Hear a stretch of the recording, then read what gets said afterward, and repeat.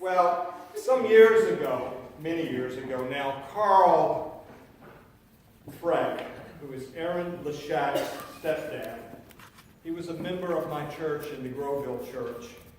And he also served at that time before retirement as a Willingboro police officer. And he came to me seeking some pastoral advice on a matter of conscience to him. The rough language and the violent force necessary to use as a police officer bothered him. And he said to me, Pastor Kim, sometimes I face situations like when a guy's coming at me half drunk and swinging a broken off bottle, I have to put him down. Sometimes I use some pretty harsh language. We cops have to get pretty dirty with these guys. I feel bad as a Christian, but these guys just don't respond to nice. So what do you do? How do you square the forceful, violent actions necessary for police work with the words that Claire read of Jesus today? And these words of Jesus are most difficult to understand and more to practice, because some people think that Jesus was offering a new pattern for the state, for the new law of the land. If it applied literally to the state, would it not disarm every soldier, disempower every police officer, render the courts of justice useless, and open up the prisons and unleash dangerous criminals on a defenseless population? And chaos, of course, would ensue in society. Now, some people think that those words of Jesus apply just that way. I mean, you can go into Pennsylvania and find Amish folk withdrawn from society and who try their best to apply these words of Jesus literally to all of their affairs. What it has created is a separate society, a sect, a small enclave of people withdrawn from society at large, peculiar, antique, curiosities for tourists to visit. Some people do it that way, but other people just simply dismiss Jesus' words as woefully inadequate and hopelessly unrealistic. To them, Jesus was a wild-eyed dreamer, a crackpot prophet, an ancient flower child, unable to offer any real help to the rough and tumble of a violent world in which we live. So today, let us just see for a few minutes what we can do towards understanding Jesus' words and how to apply them rightly. Jesus started this part of his Kingdom Manifesto by quoting Exodus 21:24, the law of retaliation. He said, if there is a serious injury, this was from the laws of Moses, you're able to take life for life, eye for eye, tooth for tooth, hand for hand, foot for foot, burn for burn, wound for wound, bruise for bruise. The law at that time was intended to limit the punishment for the damage. Because in the ancient Israelite society, if someone injured or killed another person, sometimes in retaliation, the whole clan, guided by human anger and a thirst for vengeance, would punish beyond all the harm that was actually done. And so what this law is basically saying is that the punishments should fit the amount of injury. The principle should be the law of the land. The punishment or compensation should fit the amount of injury. That's basically what our laws are trying to do. And yet Jesus, in this Kingdom Manifesto, outlines other possibilities. Now, remember that Jesus is not prescribing a new order for all of society. He's not speaking of magistrates, police officers, soldiers, or governors. He's addressing his followers who are to be something in the world as the salt of the earth and as the light of the world. His disciples can respond in different and surprising ways. When he said these words, but I tell you, don't try to get even with a person who has done something to you. When someone slaps you on the cheek, turn and let that person slap the other cheek. If he sues you for your shirt, give him your coat as well. If a soldier forces you to carry it back 1 mile, carry it 2 miles. When people ask you for something, give it to them. When they want to borrow money, lend it to them. Now, in saying this, Jesus speaks of assaults that would come to one of his followers an assault on that person's honor. And he talks about it in 4 areas. And he gives possibilities for his disciples to respond in a different way, in a kingdom way. The first is an assault on personal honor. Have you ever been insulted? If someone said something, some needling something another to just get at you, striking the right cheek meant a deliberate insult in those days. In that culture, to render an insult to a person, they would use their right hand to slap the right cheek, like that, of somebody else, that they would hold utterly contemptible. The slap demonstrated absolute repudiation and an insult to that person's honor and that person's dignity. The proper and the expected response would, of course, be anger. I've tried to get you to be enraged at me. I've tried to offend your honor, and I'm expecting you to retaliate. However, Jesus offers an alternative way. The disciple does not need to defend his or her honor. One's honor is left up entirely to God. In a surprising way, the disciple may offer the other cheek to show that such demonstrations of revenge, to right the wrong, are beneath the disciple of Jesus. I think of Tom Habisky when he was taking his daughter to a concert. I think you told about it one time, right, Tom? And he was there to go hear, was it NSYNC or something? Backstreet Boys, right? And a woman punched him right in the nose. Poured beer on him and punched him right in the nose. What did you do, Tom?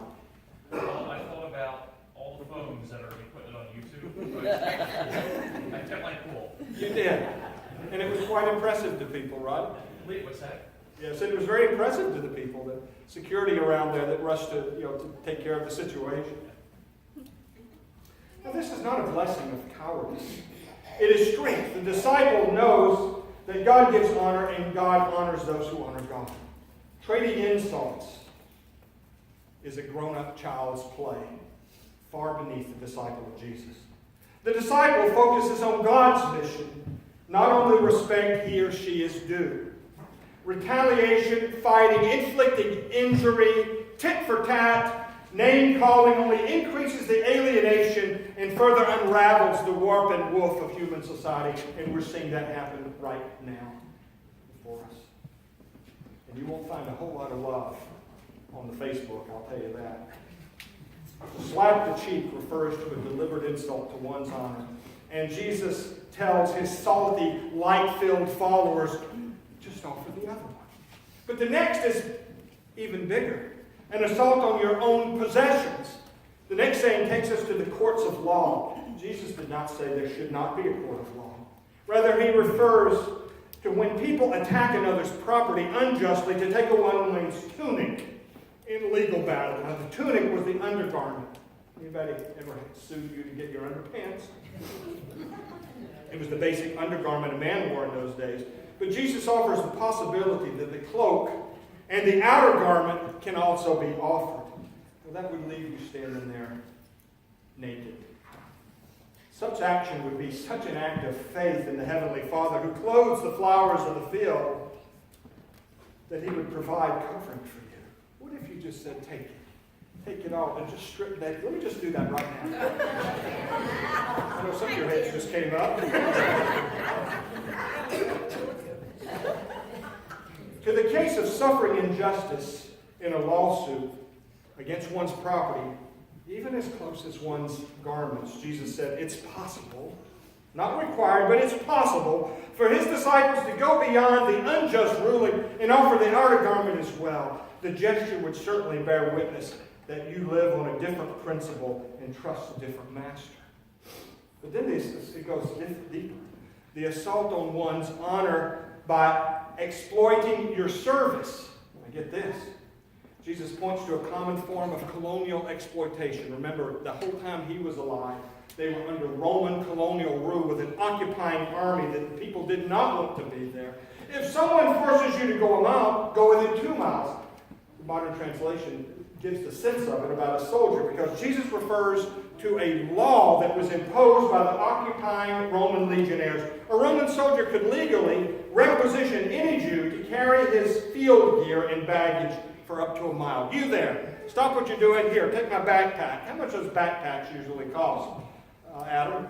Not cost, but how much do they weigh? I mean, 50 pounds. 50 pounds, something like that. Wouldn't you be tired of marching across the land? Say, okay, hey, you, Jew, come here. Get over here. Take my pack, carry it. And they could legally force you to do it a mile. Jesus did not mention the injustice and the resentment that this practice caused. But the Romans were occupying colonial overlords, and if a Jew resisted, he would bring destruction on himself and his family and possibly even the nation. Jesus advised to go beyond the unjust and annoying requirement, deal with the problem directly. You're not a cowering, resentful servant. You have risen above that. You can do a gesture that even can be interpreted as friendship towards even the Roman soldier, who probably didn't want to be there anyway. You can show that you treat him not as a faceless enemy, but as a possible brother, a potential friend, a burdened man who could use your help. Let me take it. I'll go another mile with you. What do you say? Maybe that would change minds and hearts. Jesus said, turn the other cheek. Let's be clear. He didn't say turn somebody else's cheek. He did not say stand by passively while someone else is being exploited. He did not say deliver the weak and the victimized to injustice of their tormentors. His words do not lead us to abandon those who suffer to their oppressors. He said turn the other cheek, meaning your cheek.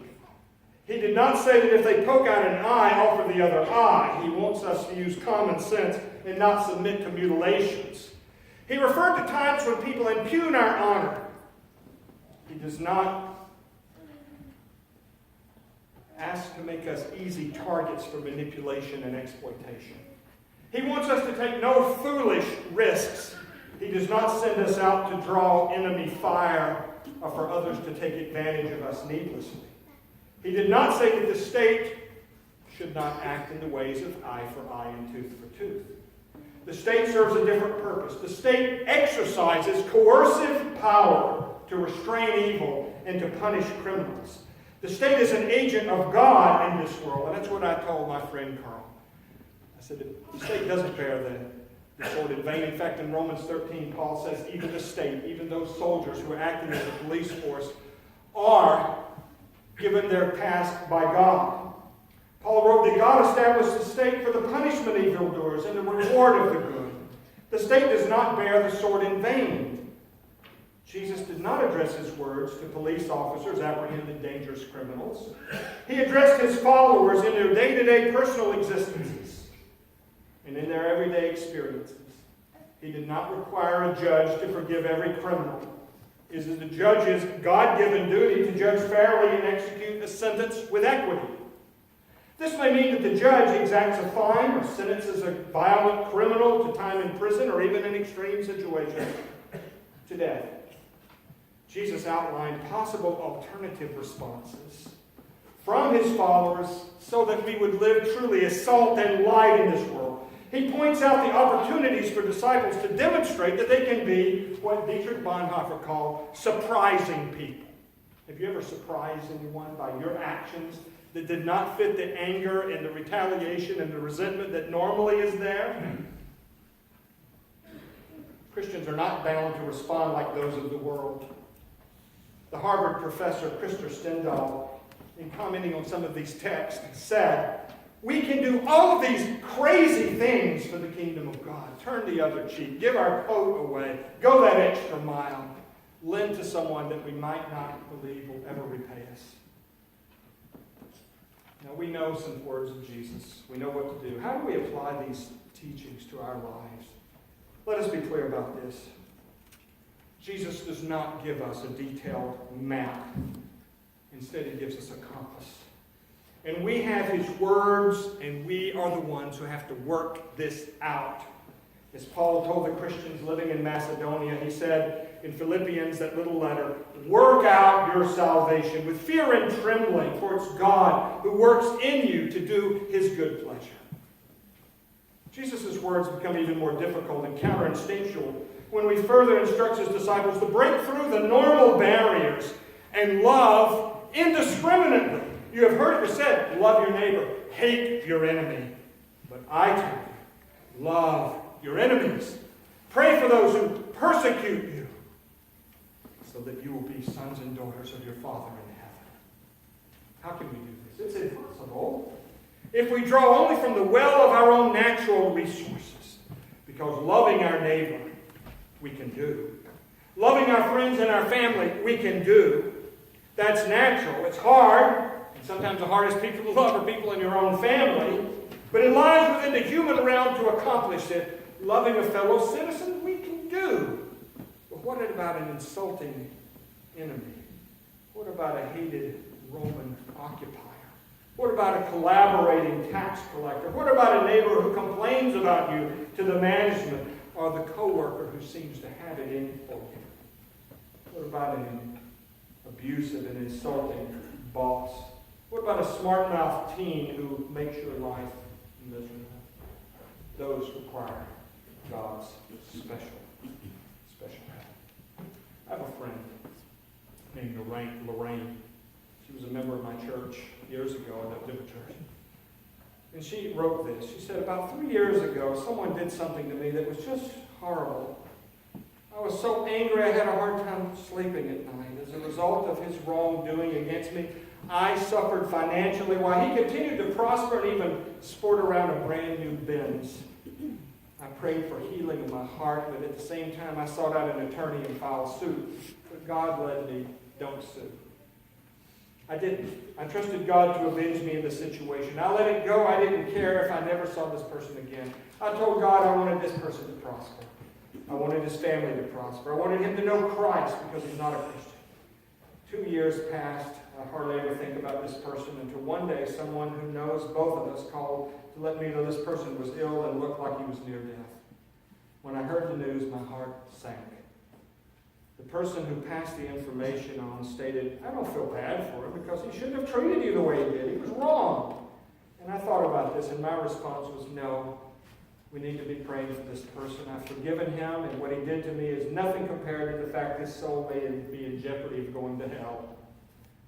I began to pray that God will heal his body and send someone to minister salvation to him, that he will receive Christ as Lord. For me, forgiveness and moving forward was the only option. Again, anything else like bitterness or unforgiveness or waiting for an apology, which I never did receive, was draining and emotionally unbearable. For me, it's just easier to move on and never look back. There are times when this type of moving on is not the right thing to do. If someone raped or murdered a loved one, I would be desperately hurt, but I would ask God to teach me how to forgive all over again. I would pursue the legal system for justice because that's what it's designed for, and then I would work on moving on with my life as best I can. This is what works for me because I have to have a way to have peace in my life, and forgiveness gives me peace. Lorraine responded in a kingdom way, and she became a surprising person. It's an amazing light in her life now. May God grant us the grace to love as God loves, to be instruments of peace, God's peace. And may we hear again the words of the Lord when he said, blessed are the peacemakers, they shall be called the children of God. Thanks be to God. Can you say amen? Amen.